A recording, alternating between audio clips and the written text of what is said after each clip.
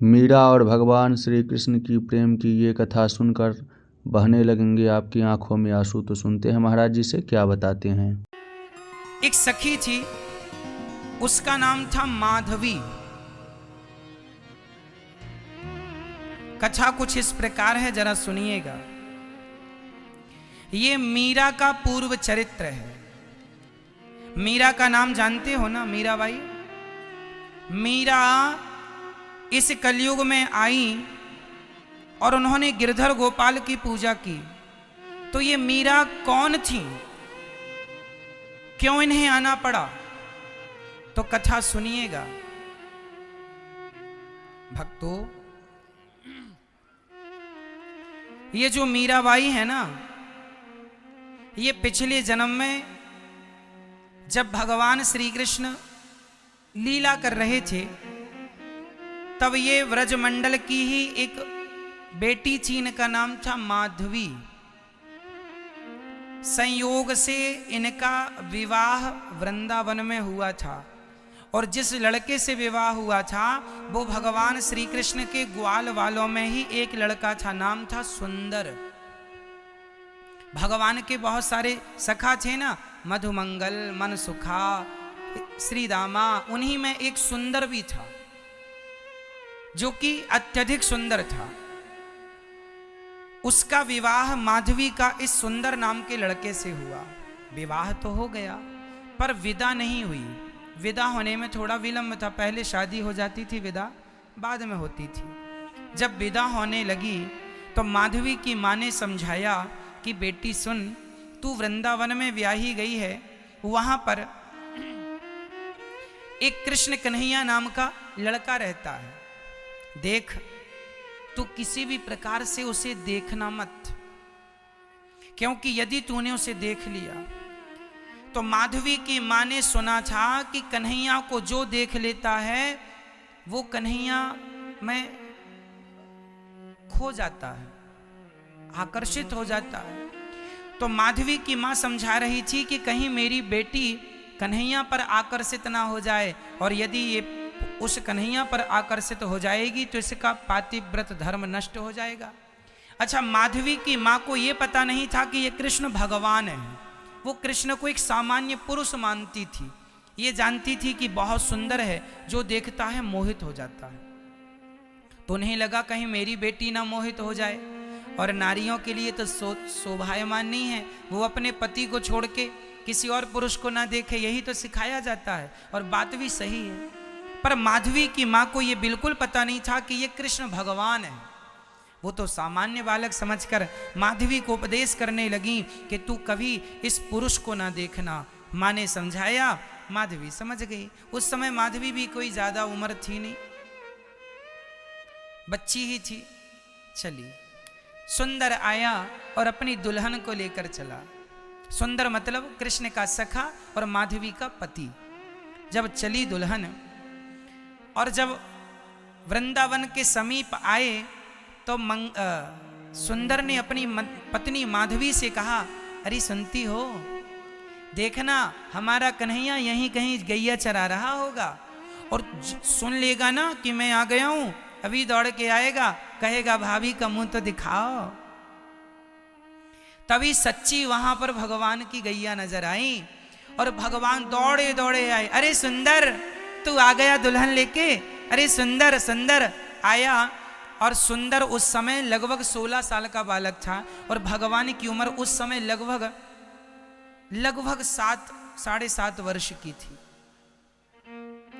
तो सुंदर ने भगवान को गले लगाया, भगवान ने भी सुंदर को गले लगाया। भगवान ने कहा, सुंदर बहू ले आया, हमें भी तो नेक भाभी को दर्शन कराए दे। तो सुंदर बोलियो कि लाला मैं तो का दर्शन कराऊं, तेरी तो भाभी है, तू ही जाके देख ले। तो भगवान गए कहां पर, उस समय वो चलता था ना डोली, तो डोली के पास गए तो भगवान ने पर्दा हटाया। पर्दा हटा के कहा, भाभी, ओ भाभी मुंह तो दिखाओ। चूंकि माधवी की मां ने कहा था कि तू कृष्ण नाम के पुरुष को देखना मत, तो माधवी ने अपना मुंह ढक लिया पूरा, और अपने हाथ पांव को भी बिल्कुल कपड़ों से ऐसे ढका कि जरा सा भी शरीर ना दिखाई पड़ जाए, और मुंह ढक लिया। भगवान ने जाकर कहा, भाभी मुंह तो दिखा दो। भाभी ने एक मुंह तो दिखा। बड़ी सुंदर आवाज माधवी के कानों में चली गई, पर माधवी ने कोई उत्तर ना दिया, ना मुंह दिखाया। भगवान समझ गए कुछ गड़बड़ है। भगवान ने कहा, अच्छा भाभी तो सुनो, आज हम मुंह देखने आए हैं, नहीं दिखा रही हो, अब तुम सदा हमारा मुंह देखने को तरसोगी। ये कह के भगवान वहां से वापस आ गए। माधवी अपने ससुराल मतलब वृंदावन आ गई, और भगवान भी वृंदावन थे, वहीं से आना जाना। जब भी भगवान की आहट सुनती तो माधवी अपना मुंह ढक लेती कि नजर ना पड़ जाए। माँ ने कहा था कि तुम कन्हैया को मत देखना। जब भी सुंदर अपने कन्हैया की बातें करे तो माधवी इग्नोर कर देती, कोई बात ना सुनती। सुंदर को भी लगा मेरी पत्नी कैसी है, श्याम सुंदर की बातें तो ना करती है ना सुनती है, कोई बात नहीं। अच्छा, माधवी बड़ी सुंदर थी। तो एक दिन माधवी की सास माधवी को लेके नंद भवन गई और यशोदा माता के पास लेके गई। माँ आशीर्वाद दो, बहू आई है। माधवी बैठी थी, तभी भगवान आ गए और भगवान ने कहा, माँ बड़ी भूख लगी है, कुछ खाने को दो। माँ ने कहा, अच्छा लाला खाने को देती हूँ, तू बैठ। तभी भगवान ने कहा, मैया ये घर में बहू आई है, किसकी बहू है? माँ ने कहा, बेटा सुंदर की बहू है। भगवान समझ गए सुंदर की बहू तो वही है। तुरंत भगवान भाग गए, क्योंकि कहा था भगवान ने कि तू ही मेरा मुंह देखने को तड़पेगी तरसेगी, मैं नहीं देखूंगा। अब मैं बुला रहा था तब तो तू देखी नहीं। चले गए। ऐसे करते करते बहुत दिन बीत गए। एक दिन क्या हुआ, जब इंद्र ने मूसलाधार पानी बरसाया, पूरे ब्रजमंडल में पानी बरसा, तब भगवान से सारे ब्रजवासियों ने कहा कि हमारी रक्षा करो। तब भगवान ने गोवर्धन उठाया, और जब गोवर्धन उठाया तो सब उस गोवर्धन की तलहटी पर आए, तो माधवी भी आई, क्योंकि जान तो सबको बचानी थी। सब अपना घर द्वार छोड़ छोड़ के सब उस गोवर्धन की तलहटी पर आए। जब सबने वहां आकर शांति पाई, तो उस समय जब भगवान ने पहाड़ उठाया ना, तो शाम हो चुकी थी, रात्रि को कुछ दिखाई पड़ा नहीं। माधवी पूरी रात ये सोचती रही कि हे भगवान, इतना बड़ा पहाड़, एक बूंद अंदर पानी नहीं, ये पहाड़ उठा कैसे? सवेरा हुआ, सूर्य भगवान की पहली किरण आई, उसी क्षण माधवी ने अपनी नजर घुमाई कि कौन है ये, कौन है ये। जब नजर घूमती घूमती घूमती ऊपर पड़ी तो वहां पर भगवान की उंगली नजर आई। उंगली को देखा माधवी ने, बड़ी सुंदर उंगली थी। उंगली के नीचे दृष्टि डाली तो पूरा हाथ दिखाई पड़ा। हाथ के नीचे दृष्टि डाली तो हाथ के बराबर में ही भगवान का मुख था। और जो माधवी ने आज पहली बार भगवान को देखा, उनकी सुंदर सी मुस्कान, उनकी आंखें, उनके घुंघराले से बाल, जो माधवी ने देखा, समझ गई कि एक उंगली से पहाड़ उठाने वाला कोई पुरुष नहीं है, ये तो भगवान है। तुरंत वहां माधवी रोने लगी, हे मेरी माँ, तूने मुझे कौन सा गंदा पाठ पढ़ा दिया। उसी दिन मैंने क्यों ना भगवान को देख लिया, जब वो मुझे भाभी भाभी कह के बुला रहे थे। इतने दिन में ऐसी सुंदर सी छवि से वंचित रह गई मेरी माँ। तुमने क्यों इतना बड़ा अपराध किया है। वो रोने लगी और भगवान श्री कृष्ण के चरणों पर जब दृष्टि डाली, उन चरणों में डूब गई। हे श्याम सुंदर, मुझे माफ कर दो। मन ही मन वो भगवान को देखने लगी, आंसू बहाने लगी। और देखते देखते एक भगवान थे जो 7 दिनों तक ना कुछ खाए ना कुछ पिए, बस खड़े रहे।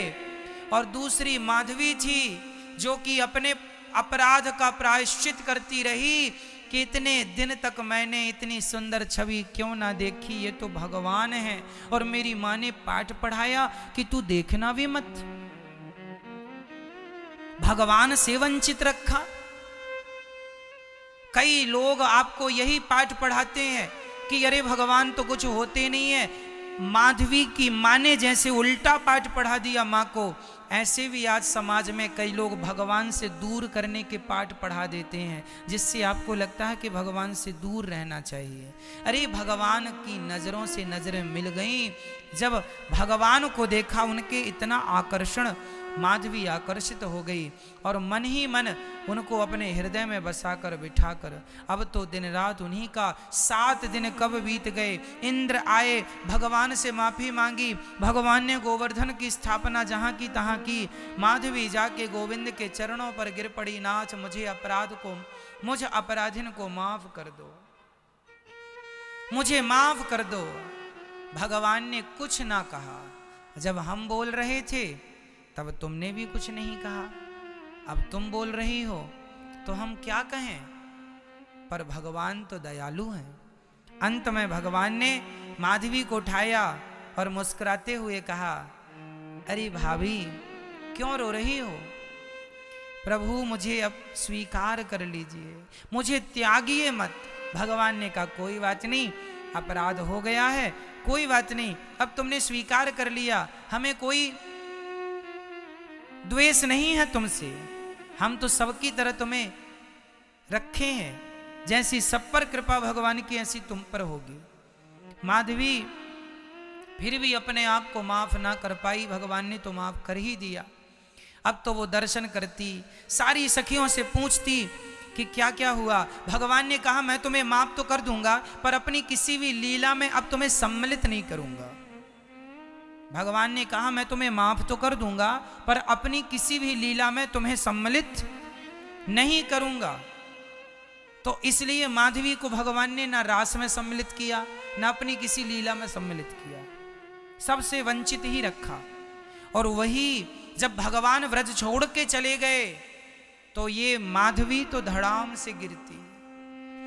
तब ब्रज की गोपियां समझाती, अरे माधवी कृष्ण केवल तुझे छोड़कर थोड़ी गए हैं, हम सभी को तो छोड़कर गए हैं, तू इतना क्यों रोती है। माधवी ने कहा तुम लोगों ने तो पकड़ लिया था तो छोड़ कर गए, हमने तो पकड़ा ही नहीं था और हमें छोड़कर चले गए, इसलिए हमारा दुख तुम्हारे दुख से कहीं ज्यादा है। तुमने पकड़ लिया था, तुमने बसा लिया था, और मैं तो सालों तक घूंघट ही करती फिरती रही। हे विधाता आग लगे मेरे घूंघट को, आग लगे मेरे ऐसे घूंघट को जिस घूंघट ने मेरे कृष्ण से मुझे वंचित रखा। आग लगे ऐसे माँ के ज्ञान को जिस ज्ञान ने मुझे भगवान से वंचित रखा। हे विधाता ऐसा ज्ञान किसी को ना देना जो ज्ञान भगवान से दूर कर दे, ऐसा पर्दा ना देना जो पर्दा भगवान से दूर कर दे। वह मीरा, वह माधवी तड़पती तड़पती अंत में अपने प्राणों का विसर्जन कर देती है, त्याग देती है। और वही माधवी इस कलयुग में मीराबाई बन के पैदा होती है। और वही मीरा अब लाज शर्म छोड़ कर, क्योंकि वो जानती थी कि पिछली जन्म में तो खूब मैंने लाज की, घूंघट ओढ़ी, इसलिए अब मीरा कोई घूंघट नहीं करती, क्योंकि घूंघट का परिणाम देख चुकी है वो। जब वृंदावन मीराबाई आई तो उन्हें यहाँ पर अपनी वो सारी बातें याद आ गईं, पूरा का पूरा दृश्य आंखों के सामने आ गया और मीरा भगवान का चिंतन करती रहती है। कोई ख्याल नहीं है नाथ, मुझे स्वीकार कर लीजिए। सारी जिंदगी भगवान का नाम जपती रही, सारी जिंदगी गिरधर गोपाल जपती रही, सबको जपाती रही, कहती रही अरे भैया तुम क्या संसार में उलझे पड़े हो, भगवान के चरणों में क्यों नहीं चलते, वही सत्य है, उस आनंद में क्यों नहीं खो जाते। चल पड़ी मीराबाई और द्वारिका पहुंच गई और अंत में भगवान का इतना स्मरण किया, इतना नाम जपा मीरा ने कि द्वारिकाधीश ने कहा पिछले जन्म में तुम्हें हमने स्वीकार नहीं किया, इस जन्म में स्वीकार करते हैं, क्योंकि तुमने हमारी भक्ति करके अपने आप को पवित्र कर लिया है। और वही भगवान द्वारिकाधीश अपना मुंह खोलते हैं और पूरी की पूरी मीरा भगवान के मुखमंडल में समा जाती है, मुख में समा जाती है वो मीरा। आज कहीं मीरा की समाधि नहीं, मीरा का ये जन्म तो सब जानते हैं, पर ये था पिछला जन्म। इसलिए मीरा पग घुंघरू बांध मीरा नाची रे, लोग कहें वो तो भई रे बवरिया, सास कहे कुल नासी रे, पग घुंघरू बांध मीरा नाची रे। नाचती है अपने गिरधर गोपाल के लिए, मीरा बनकर नाच लेना सबके बस की बात नहीं है। धन्य है मीरा और धन्य है मीरा का ये दिव्य चरित्र। हम बड़भागी हैं भक्तों कि हमें ईश्वर ने ऐसी बुद्धि दी है कि हम कथा सुनने वाले बने हैं, सुनाने वाले बने हैं। ईश्वर से आप यही कहिए कि विधाता आपका धन्यवाद, कम से कम आपने हमें अपने नाम से, अपनी कथाओं से वंचित तो नहीं रखा। किसी भी प्रकार से हमारे कानों में भगवान का नाम पड़ रहा है, उनकी कथाएं कानों के द्वारा प्रवेश कर रही हैं, ये ईश्वर की बहुत अहेतुकी कृपा है, विशेष कृपा है। इसलिए भगवान की कथाएं जरूर सुनना चाहिए। जो लोग कहते हैं ना, अरे क्या वृंदावन जाना, क्या कथा सुनना, जो इतना कह देता है भगवान इन लोगों से दूरी बना लेते हैं कि ये तो खुद नहीं जुड़ रहे हैं और कोई आ रहा है तो उसे भी रोक रहे हैं। खुद तो कथा सुनते नहीं और कोई सुन रहा है उसे भी नहीं सुनने दे रहे हैं। तो भगवान, वही बात हो गई कि मीरा के सामने भगवान थे और वो घूंघट बांधे खड़ी थी। इसलिए संसार जरूरी नहीं है, भगवान जरूरी है। संसार का हर सुख तो हर योनि में मिलता है, पर भगवान की भक्ति का मौका केवल मनुष्य के शरीर से ही आप भक्ति कर सकते हैं। ना हाथी, ना कुत्ता, ना बिल्ली, अन्य किसी प्राणी के शरीर से भगवान को तो नहीं पाया जा सकता। क्यों जी, पाया जा सकता है? तो भगवान जब घर घर माखन चुराते तो ये माधवी इंतजार किया करती थी, मीराबाई जो पिछले जन्म में माधवी थी। भगवान इसके घर जाना छोड़ दिए थे तो माधवी रोया करती, कन्हैया। सब माधवी भी माखन दही मंथन किया करती और मक्खन निकाल के रख दिया करती मटकी पर और बाहर बैठी बैठी इंतजार करती। जब सखियां कहती आज कन्हैया ने मेरे घर में आके माखन खा लिया, एक सखी बोली आज मैंने माखन खाते देखा है, आज मैंने मटकी से माखन चुराते देखा है। जब सारी सखियां बता बता कर हंसती, कन्हैया की रूप का आनंद लेती, उनकी आंखें इतनी सुंदर थीं, आज उनका स्वरूप इतना सुंदर था, आज उनके बालों को देखा तुमने कितने सुंदर थे, आज उनकी अधरों को देखा तुमने कितने, आज उनके छोटे छोटे हाथों को देखा। जब ये सारी बातें करती तो माधवी बस सिसक सिसक कर रोती, हे श्याम सुंदर हमें माफ कर दो और एक बार हमारे घर में माखन चुराने आ जाओ। जिस सच्ची बताएं, जिन जिन सखियों के घर भगवान माखन चुराने जाते थे, ये कोई सखियां सामान्य सखियां थोड़ी थी। अरे करोड़ों जन्म तक बड़ी लंबी चौड़ी पूजा भक्ति प्रेम किया है, तब भगवान ने अपनी लीला में सम्मिलित किया है इन गोपियों को। और भगवान सबके घर जाके माखन चुरा करके भगवान गोपियों को आनंदित कर रहे हैं। ये केवल आनंदित करने की लीला है। भगवान कभी माखन थोड़ी चुराते हैं, भगवान तो लीला करते हैं। माधवी रोती और माधवी बस दिन रात गिलानी करती, मैंने क्यों अपराध किया, क्यों अपराध किया। इसलिए गलती करना गलत नहीं है, पर गलती हो जाए तो उस गलती का पश्चाताप करना चाहिए, प्रायश्चित करना चाहिए। क्या करना चाहिए? प्रायश्चित करना। और माधवी ने क्या प्रायश्चित किया? भगवान से विमुख हुई न पहले, तो प्रायश्चित ये था फिर से मनुष्य बनकर आई, पर अब की बार उसने गोविंद के अतिरिक्त किसी को नहीं चाहा, इसलिए मेरे तो गिरधर गोपाल दूसरो ना कोई।